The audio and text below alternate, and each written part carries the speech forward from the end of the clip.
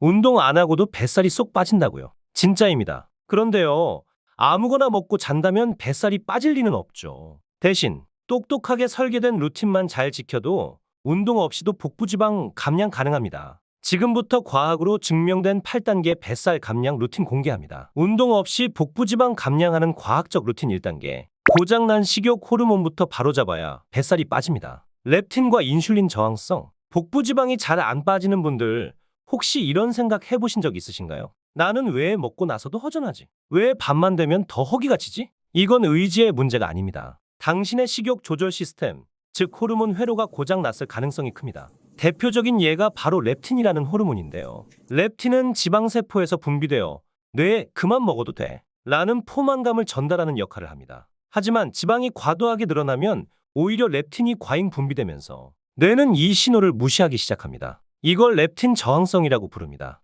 문제는 렙틴 신호가 제대로 전달되지 않으면 우리 뇌는 계속 배고프다고 착각하게 되고 결국 지방은 쌓이고 식욕은 과도하게 증가하는 악순환에 빠지게 되죠. 여기에 더해 인슐린 저항성까지 동반되면 혈당 조절은 무너지고 복부 지방은 더 쉽게 축적됩니다. 이 두 가지 호르몬 저항성이 복부 비만과 깊은 연관이 있다는 사실은 이미 다수의 임상 연구와 의학 저널에서 반복적으로 확인된 과학적 사실입니다. 이 고장난 호르몬 회로를 회복하려면 다음과 같은 루틴이 필요합니다. 1. 정제된 탄수화물을 줄이고 단백질과 채소 중심의 식단으로 전환하고 특히 아침 식사에 단백질을 충분히 섭취하는 것이 중요합니다. 2. 12시간에서 14시간 공복 유지 루틴.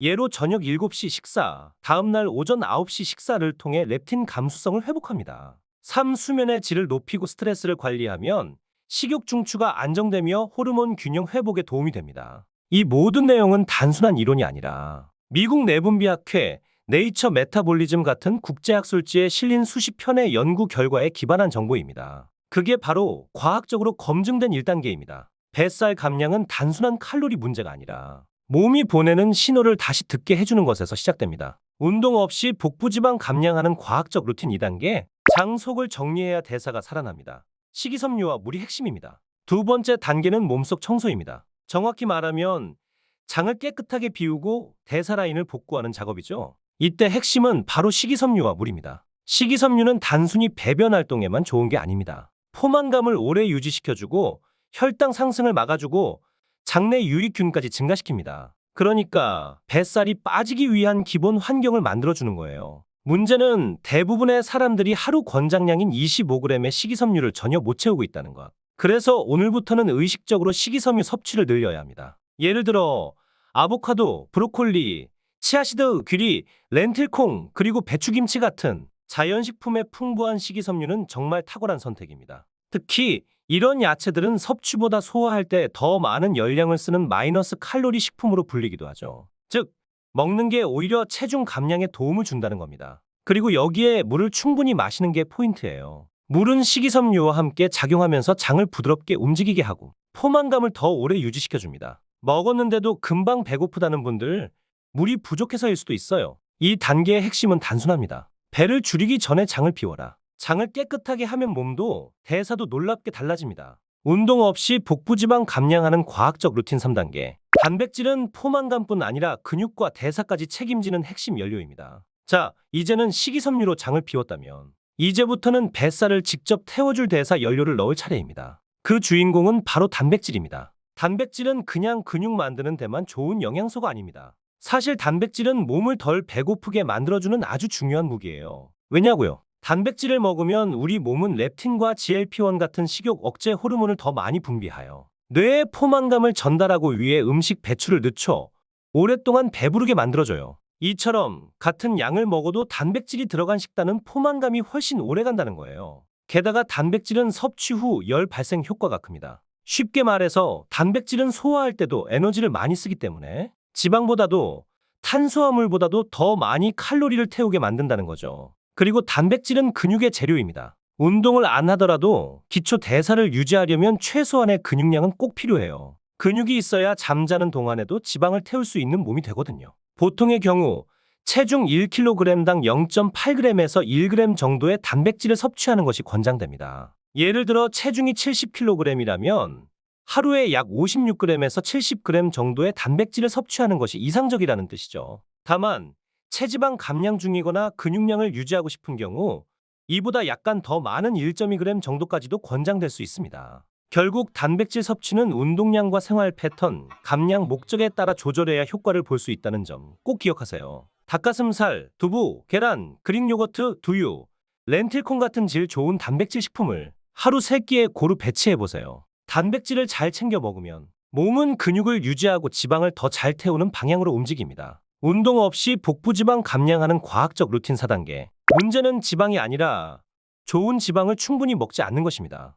아직도 지방은 무조건 줄여야 한다고 믿으시나요? 그건 이제 옛말입니다. 지방을 줄인다고 뱃살이 빠지는 건 절대 아닙니다. 오히려 좋은 지방을 제대로 먹는 게 지방을 태우는 비결이에요. 대표적인 좋은 지방은 오메가3 지방산, 불포화 지방산, 코코넛 오일, 견과류의 지방, 올리브 오일 같은 것들이죠. 이 지방들은 단순히 에너지원 역할만 하는 게 아니라 인슐린 저항성을 낮추고 식욕을 조절하는 데도 핵심적인 역할을 합니다. 예를 들어 오메가3는 지방세포의 염증을 줄이고 인슐린 민감도를 회복시켜주며 대사를 활성화시키는 데 도움을 줍니다. 특히 복부지방에 끼어있는 내장지방과 관련된 염증 반응을 낮추는 데 아주 효과적이죠. 그리고 불포화 지방산은 식욕을 조절하는 호르몬에도 영향을 줘서 먹어도 만족스럽지 않은 상태를 개선하는 데 도움이 됩니다. 오히려 지방이 부족하면 몸은 더 자주 배고프고 더 자주 간식을 찾게 되죠. 핵심은 질 좋은 지방을 소량씩 자주 섭취하는 것. 견과류 한 줌, 아침에 코코넛 오일 한 스푼,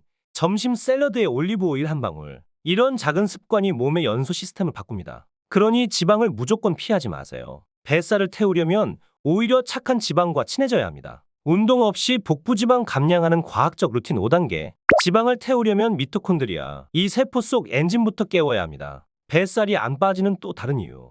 사실은 당신의 세포 안에 있는 엔진이 꺼져 있기 때문일 수도 있습니다. 그 엔진의 이름은 바로 미토콘드리아예요. 미토콘드리아는 세포 속에서 에너지를 만드는 발전소 역할을 합니다. 여기서 음식 속 지방과 당을 태워서 에너지를 만드는 거죠. 문제는 이 미토콘드리아의 활동성이 떨어지면 우리가 먹은 에너지는 활용되지 못하고 고스란히 지방으로 저장된다는 겁니다. 특히 나이가 들거나 과식, 스트레스, 수면 부족, 운동 부족이 지속되면 미토콘드리아는 점점 작고 약해지고 숫자도 줄어듭니다. 그러면 어떤 현상이 벌어질까요? 같이 먹어도 남들보다 더 쉽게 살이 찌는 몸이 되는 거예요. 다행히 미토콘드리아는 다시 깨울 수 있습니다. 파이토케미컬이 풍부한 채소와 과일, 항산화 성분이 들어있는 베리류, 녹차, 커피, 마늘, 강황, 코엔자임 Q10 같은 식품들, 그리고 공복 유지 시간이 이 세포 엔진을 다시 활성화시키는데 큰 도움이 됩니다. 특히 브로콜리, 샐러리, 당근, 양배추 같은 채소는 우리 몸이 소화하고 대사하는데 에너지를 더 많이 쓰게 만들어줍니다. 그 결과 칼로리 섭취는 적은데 에너지 소비는 많은 구조가 되죠. 이 채소들은 단순히 포만감만 주는 게 아니라 미토콘드리아를 깨우고 신진대사를 촉진하고 식욕을 억제하는 일석삼조 효과까지 기대할 수 있습니다. 그러니까 뱃살 빼고 싶다면 얼마나 먹느냐보다 더 중요한 건 세포가 잘 태우는 몸이냐는 질문부터 먼저 해야 합니다. 운동 없이 복부지방 감량하는 과학적 루틴 6단계. 밤새 살이 찌는 이유. 수면과 복부지방은 깊은 관련이 있습니다. 설마 잠 때문에 살이 찌겠어? 라고 생각하신다면 지금부터가 핵심입니다. 자는 시간이 들쑥날쑥하거나 수면의 질이 엉망입니다. 수면 부족이 반복되면 식욕 조절 호르몬이 완전히 뒤집힙니다. 렙틴은 줄고 그렐린이라는 식욕 촉진 호르몬이 과잉 분비됩니다. 결과는요. 아침부터 폭식 유발, 늦은 밤 야식, 탄수화물 중독, 간식 폭탄, 그리고 더 무서운 건 수면이 부족하면 인슐린 저항성이 확 올라가면서 밤새 지방 저장 모드로 들어간다는 겁니다. 심지어 잠을 자는 동안에도 복부 지방이 쌓일 수 있다는 연구 결과도 있어요. 즉, 하루 6시간 이하로 자는 사람은 8시간 자는 사람보다 복부 비만 위험이 2배 이상 올라간다는 겁니다. 그래서 진짜 중요한 건 몇 시에 자느냐보다 일정한 시간에 깊게 자는 것, 그리고 잠자기 2시간 전부터는 스마트폰, 카페인, 과도한 빛 노출을 피하고 멜라토닌 분비를 돕는 어두운 환경을 만들어야 합니다. 결국 잠은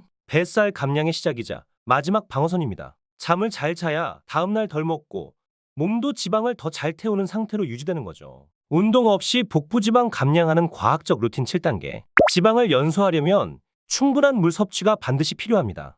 물을 많이 마시면 살이 빠진다는 말, 사실은 그냥 하는 소리가 아닙니다. 진짜 과학입니다. 지방은 지방산 플러스 글리세롤로 분해되어 에너지로 바뀌는데 이 과정에서 물이 화학적 연료처럼 작용해요. 쉽게 말해 물 없이는 지방을 태우는 공장 자체가 작동하지 않는다는 얘기입니다. 뿐만 아니라 수분이 충분해야 신장, 간, 림프계, 장이 노폐물을 제대로 배출하고 세포 대사가 활성화되면서 체지방 분해도 훨씬 원활하게 진행됩니다. 그런데 물을 못 마시는 분들, 이유가 뭔지 아세요? 배고픔과 목마름 신호를 헷갈려서 간식을 먼저 찾는 경우가 대부분이에요. 이럴 땐 식사 전에 물 한 컵을 먼저 마셔보는 습관이 정말 중요합니다. 그리고 식이섬유 섭취가 많은 분들은 물을 충분히 마시지 않으면 오히려 변비가 올 수도 있어요. 그래서 하루 식이섬유를 25g 이상 먹는다면 최소 하루 1.5에서 2리터 이상의 수분 섭취가 반드시 따라가야 합니다. 물을 잘 마시는 법. 아침 공복에 미지근한 물 한 잔, 식전 30분에 한 컵,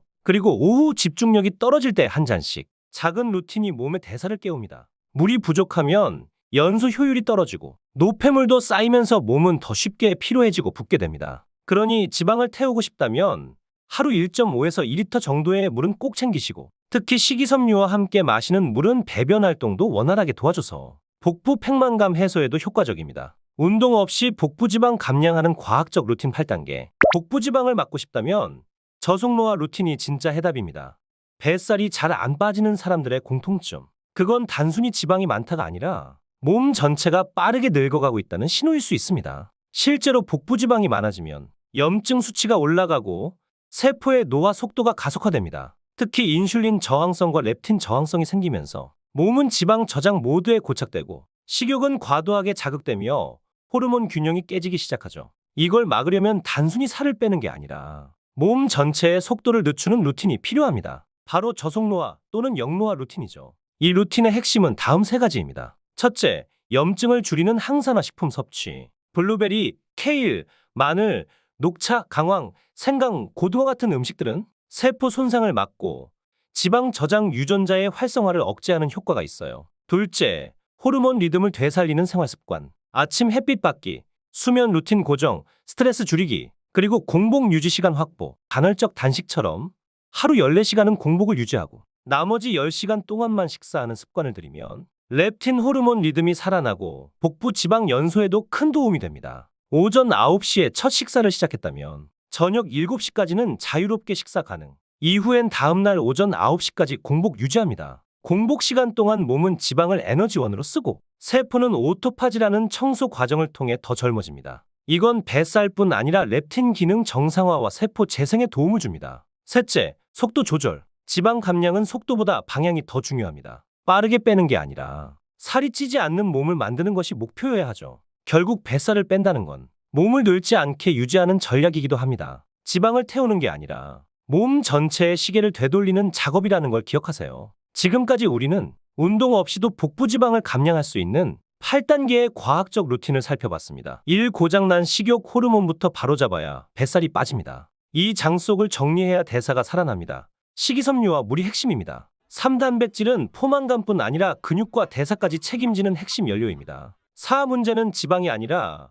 좋은 지방을 충분히 먹지 않는 것입니다. 5. 지방을 태우려면 미토콘드리아, 이 세포 속 엔진부터 깨워야 합니다. 6. 밤새 살이 찌는 이유. 수면과 복부지방은 깊은 관련이 있습니다. 7. 지방을 연소하려면 충분한 물 섭취가 반드시 필요합니다. 8. 복부지방을 막고 싶다면 저속노화 루틴이 진짜 해답입니다. 이 모든 건 당신이 게으르거나 의지가 약해서 살이 찌는 게 아니라는 증거입니다. 문제는 시스템이었고 해결도 시스템으로 가능합니다. 오늘부터 단 하나라도 실천해보세요. 단백질을 챙겨 먹든 물을 더 마시든 잠자기 2시간 전 스마트폰을 내려놓든 작은 변화가 당신의 몸 전체를 완전히 바꾸는 시작점이 될 수 있습니다. 다음 영상에서는 아침 공복에 먹으면 독소가 빠지는 음식 7가지를 소개할 예정이니까 구독과 알림 설정 꼭 해두시고요. 댓글로 여러분의 루틴도 공유해주세요. 운동 없이도 건강하고 멋진 몸, 우리 함께 만들어봐요.